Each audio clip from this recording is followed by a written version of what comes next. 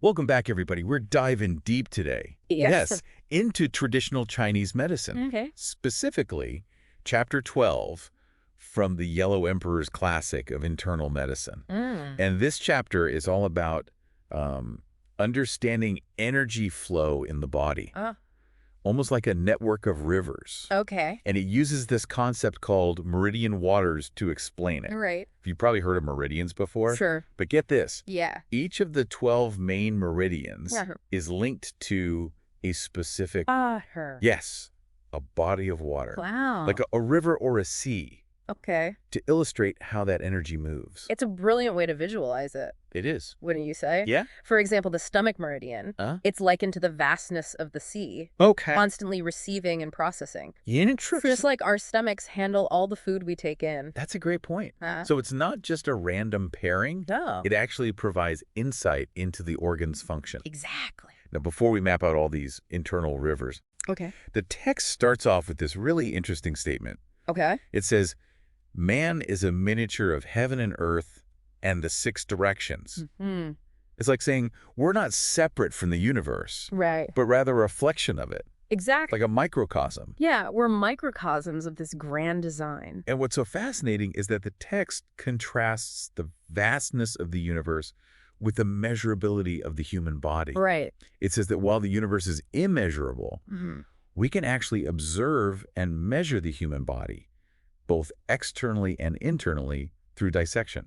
Fascinating, isn't it? So even though we're part of this infinite universe, we also have this tangible, measurable form that allows us to understand those universal principles at play within us. I love that. Okay, I'm already hooked. Too. Let's get into those meridian waters. Okay. So we know there are 12 main meridians, and each is paired with a specific water body. Right. What are some of the pairings that really stand out to you?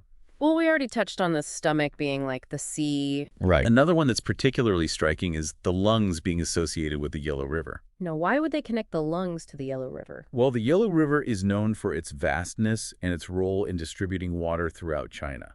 Okay. This mirrors the lungs' function in traditional Chinese medicine, where they're seen as the primary distributor of key or vital energy throughout the body. So it's like they're painting a picture of the lungs as this vital source spreading energy, just as the Yellow River nourishes the land. Exactly. And this isn't just about rivers. No. They also incorporate the concept of yin and yang Of course. to describe different areas of the body, right? Absolutely. So tell me about that. Well, the text draws parallels between the body and the natural world, using the cardinal directions to illustrate yin and yang. Okay. It mentions that the north is yin, the south is yang, and it maps out various body regions as being more yin or yang based on their location. For instance, the text describes the lakes in the north as yin within yin, while areas south of specific rivers are yang within yin. So even within our bodies, there's this constant interplay of opposites, just like in the larger universe, Yes. reflecting that balance we see in nature. It all comes back to balance, doesn't it? It's fascinating. I know, right?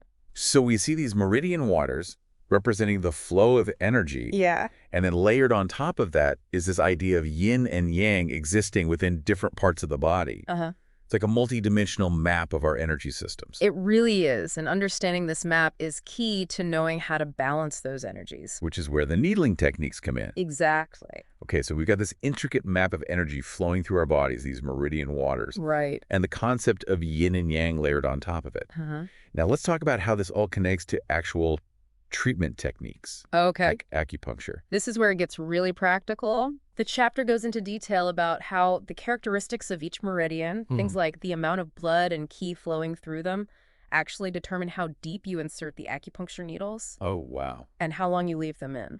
So it's not just a matter of sticking a needle anywhere. No. There's a very specific method to it. Right. All based on this understanding of the meridian's qualities. Exactly.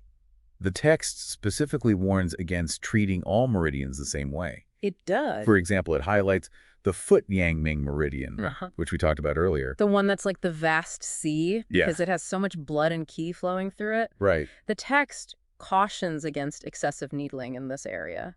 Makes sense.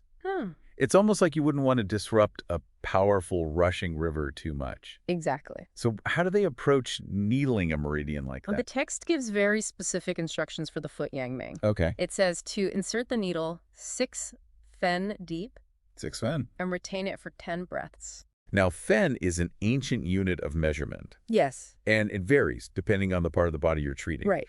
But the main takeaway is that there's a precise system in place. There is. So there's a specific depth and retention time for each meridian, Yeah. depending on its individual characteristics. Huh. What about the other meridians? Well, Do they each have their own unique set of guidelines? absolutely. The text goes through several examples. The foot Taiyang meridian, for instance, should be needled 5 fen deep Okay. and retained for 7 breaths. Interesting. The foot Xiaoyang 4 fen deep for 5 breaths. Wow. Each one is treated differently. That's incredible. They really mapped out a system for every single meridian. They did. And what about the meridians in the hands? Are they treated the same as those in the legs? That's a great question. Yeah. And it brings up another interesting point. What's that? The text differentiates between the meridians in the limbs. It says that the hand meridians are closer to the qi pathways, and their qi arrives more quickly. I see. So the needling depth for the hands should never exceed 2 fen, Okay. and the retention time should be no more than 1 breath. Wow. So it's even more nuanced than just individual meridians. It is. The location on the body also plays a role. Right. With all these specific measurements, though, it seems a bit rigid, doesn't it? Oh. People come in all shapes and sizes Big with case different of that. muscle mass and so on. Yeah. How do they account for that individual variation? You've hit on a key point, Okay. and it's something the text actually addresses directly. So they did think about that. Oh, yeah. What do they say? It emphasizes that these measurements are meant to be guidelines, Oh, a starting point. so not strict rules. Right. More like suggestions. The practitioner always needs to take into account the individual's unique characteristics, things like stature, body size, and muscle thickness, and adjust the treatment accordingly. So it's a combination of this precise system with an understanding that everyone is different. Exactly. It's not just a one-size-fits-all approach. Precisely. The text actually calls this ability to adapt following the principles of heaven. I like that. It's about recognizing that each person's internal landscape is unique Yeah. and requires a personalized approach. Mm-hmm. And this principle extends beyond just needling to other treatment modalities, like moxibustion.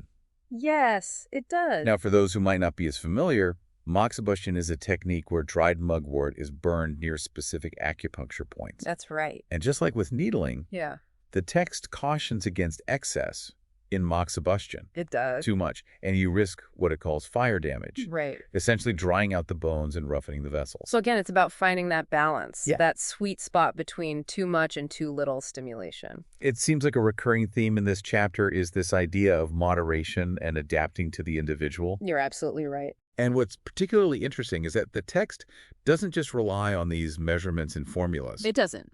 It also emphasizes the importance of going beyond those rigid measures for diagnosis. Uh-huh. Oh, so there's more to it than just following the numerical guidelines. There is. What other methods did they use to assess a patient's condition? Well, the text highlights the importance of palpation, Palpation. which is basically using your hands to feel the body. Okay. They talk about pressing on certain areas, Yeah. observing the temperature, assessing the person's strength and weakness. All of these things help to create a more complete picture of the individual's state of health. It's like they're saying, yes, we have this system, these guidelines, Right. but you can't just blindly follow them. Yeah, You have to actually feel, observe, and understand the individual person in front of you. exactly. And that brings us to the key takeaway of this entire chapter. Okay. Adapting to the circumstances. For true efficacy in treatment. It's this idea of recognizing that each person is unique Yes. and requires a tailored approach to healing. Ah. It's a powerful concept that seems to resonate far beyond just the realm of medicine. I agree. This principle of adapting to circumstances is something we can all apply in different areas of our lives. For sure. It's about being present, observant, and responsive to the specific needs of the situation at hand. We've covered a lot of ground in this deep dive. Yeah. From those metaphorical meridian waters Yeah. to the intricacies of needling techniques Right. and the importance of individualized treatment. Uh-huh. It's almost like the text is saying, yes, you are a part of something vast and incredible, but you also have the power to influence your own health and well-being. I love that perspective. You too? It reminds me that healing isn't just something that happens to us. Right. It's something we actively participate in. And it all comes back to that key principle of adapting to circumstances. Absolutely. Recognizing that everyone is unique, every situation is different. Yeah. And there's no single formula for achieving balance. It's about being adaptable, observant, and responsive to the needs of the moment. That's a really thought-provoking question. It really gets to the heart of what this text is trying to convey. What resonates with you the most when you think about that connection between our inner and outer worlds? I think for me, it's the idea that by understanding the principles of the universe, the flow of energy, the balance of yin and yang, we can gain a deeper understanding of ourselves and how to achieve optimal health and well-being. It's like that saying, as above, so below. Right. If we can see those patterns reflected in the universe, we can learn to recognize and work with them within our own bodies. Exactly. And I think that's what makes traditional Chinese medicine so fascinating. Yeah. It's not just about treating symptoms. Right. It's about understanding the interconnectedness of everything and learning to live in harmony with those natural laws. It's been a really insightful journey through this chapter. It has. We started with this grand cosmic perspective. Yeah. Then zoomed into the specifics of our bodies, exploring these meridian waters. Right. And the precise techniques used to balance that energy flow. Yeah. It's almost like the text is saying, yes, you are a part of something vast and incredible, but you also have the power to influence your own health and well-being. I love that. Me too. It reminds me that healing isn't just something that happens to us. Right. It's something we actively participate in. And it all comes back to that key principle of adapting to circumstances. Absolutely. Recognizing that everyone is unique, every situation is different, and there's no single formula for achieving balance. Yeah. It's about being adaptable, observant, and responsive to the needs of the moment. I think we've successfully navigated the intricate waters of Chapter 12. I think so too. Thanks for being such a fantastic guide through this deep dive. Oh, it's been my pleasure. Always a joy to explore these ancient texts with you. Likewise. And for our listeners, keep those meridian waters flowing. And remember, you are a reflection of the universe with the power to heal and balance yourself. Until next time, keep exploring, keep learning, and keep diving deep.